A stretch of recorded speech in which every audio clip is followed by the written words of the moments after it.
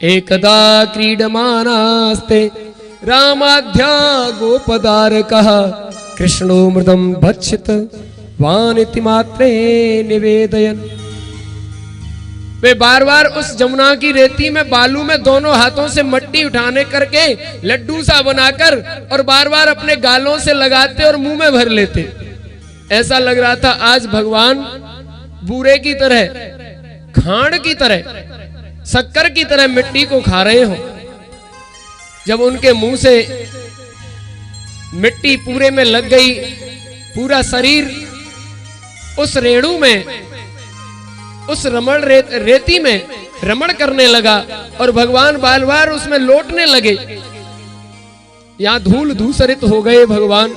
धूल भरे अत शोभित श्यामजू, तैसी बनी सिर सुंदर चोटी, खेलत खात फिरे अंगना, पग पैजनी बाजत पीरी कसौटी। या छबिकोर सखान बिलोकत, वारत काम कला निधि कोटी, काग के भाग को कहा कहिए, हरि हाथ सो ले गयो माखन रोटी। ऐसी सुंदर छवि को लेकर भगवान जब उस रमण रेती में ब्रह्मांड घाट के किनारे और यमुना जी की उस तलैटी में खेलने लगे सखाओं के साथ, तो किसी ग्वालवाल ने कहा, देख मैया यशोदा, तेरा लाला तो भर भर मुट्ठी मिट्टी खा रहा है। हमने अपनी आंखों से देखा, तू भी जाकर देख ले। जब शिकायत मां यशोदा से की तो वे दौड़ी दौड़ी आई, हाथ में एक छड़ी लेकर डांटते हुए बोली, भवान भक्षितवान रह। भगवान कहते बड़ों के लिए। अच्छा तो कन्हैया लाल, आज से आप मिट्टी खाना भी सीख गए हो। भगवान ने तरेरे नेत्र करके कहा, टेढ़े नेत्र माने भगवान से डांटते हुए। भगवान का कौन कहता है माँ कि मैं मिट्टी खा रहा हूं, मैं तो खेल रहा था। माँ ने कहा, वदंत तावका ये ते कुमारास्ते ग्रजोप्यम, तुम्हारे जो मंडली के बड़े बड़े सब सखा है ना, इन्होंने ही मुझे बताया है कि तुमने आज मिट्टी खाई है। भगवान ने कहा, नहीं माँ, ना हम बच्छितवानम्ब सर्वे मिथ्या भिशंसिनः, मेरी बुराई करने पर तुले हैं ये सब, कहीं ना कहीं से कोई ना कोई त्रुटि ढूंढते हैं। ऐसे ही खुजाते खुजाते मुंह पर लग गई है माँ, मैंने मुंह में मिट्टी को नहीं खाया, मैं भला क्यों मिट्टी खाऊंगा, मुझे तो तुम रोज माखन का लौदा खिलाती हो। माँ ने डांटते हुए कहा, पूरे गांव में बदनामी हो रही है, तेरा लाला मिट्टी खाता है, माखन नहीं देती होगी और तुझको कोई फर्क नहीं पड़ता। कृष्ण देख कनुआ, आज मैं तुझे बहुत डांटूंगी, मारूंगी, सच सच बता दे तूने मिट्टी खाई है या नहीं।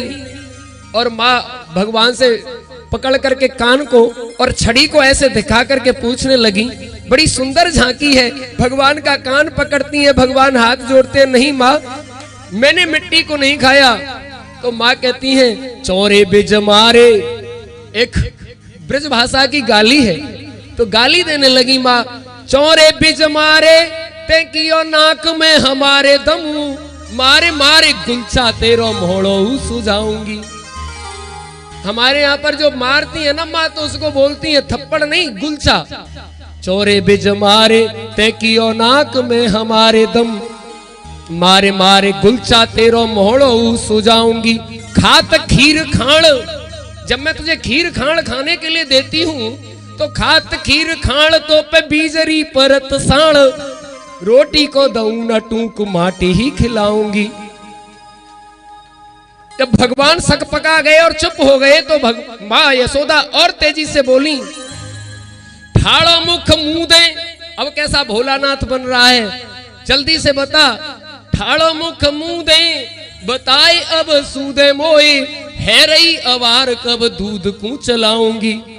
बोली नक मानी जसुदासी रानी, तब बेग मुख फार नहीं हवा पे कठाऊंगी।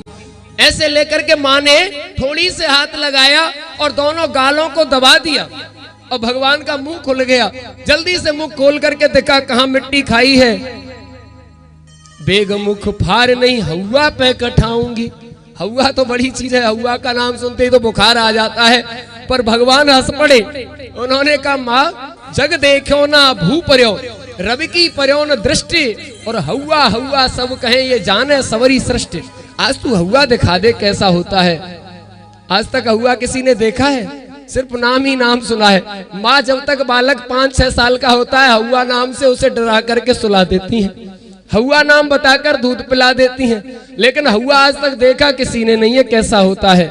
भगवान बोले माँ मैंने सृष्टि को बनाया है, मैं भी उस हौवा को आज तक देख नहीं पाया। भगवान सूर्य तो सबको देख लेते हैं, लेकिन रवि की पर्योन दृष्टि, रवि की भी दृष्टि में वो हौवा आज तक नहीं आया। लेकिन वो हौवा हौवा सब कहे जाने सबरी सृष्टि, सबरी सृष्टि में वो हौवा नाम प्रचलित है। आज तू मुझे उसे दिखाई दे।